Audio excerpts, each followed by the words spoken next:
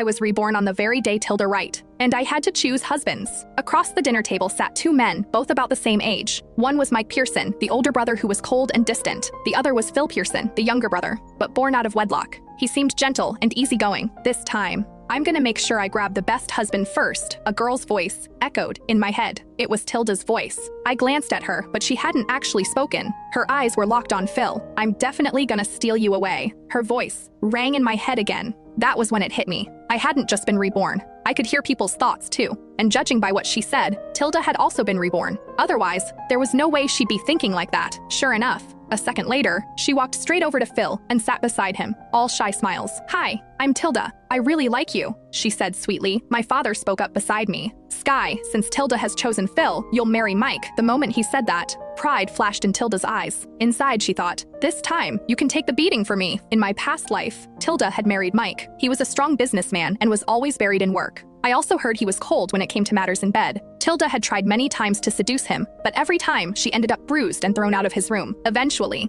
because she never had children, Mike's mother, Samantha Pearson, declared that she must be sick and kicked her out of the Pearsons' house. As for me, I married Phil. He didn't have much influence in the Pearsons, but he gave me food, clothes, and comfort. He took me shopping, ate with me, and went on dates with me, spoiling me completely. Everyone in the Pearsons knew how close we were. Later, Mike suddenly died from poisoning, and Phil inherited the family business. My status in the Pearsons skyrocketed overnight. Tilda was jealous.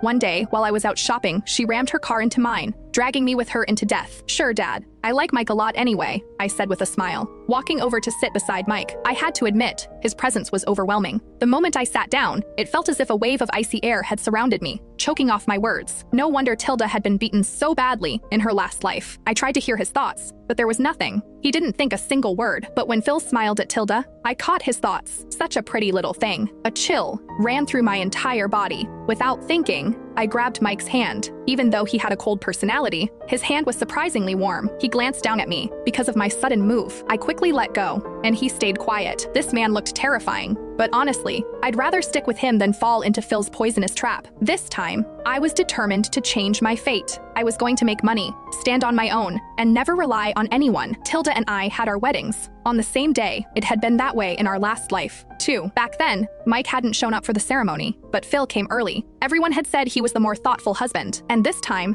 it was exactly the same. Phil showed up in a crisp white tux, rushing in to scoop Tilda into his arms. As they passed me, Tilda gave me a smug look. "Why didn't Mike come to pick you up?" I just smiled. "Don't worry about me. Focus on your own life." Her smile dropped, her face darkening. "Keep laughing. I'll see if you're still smiling once he starts hitting you." That was what she was thinking.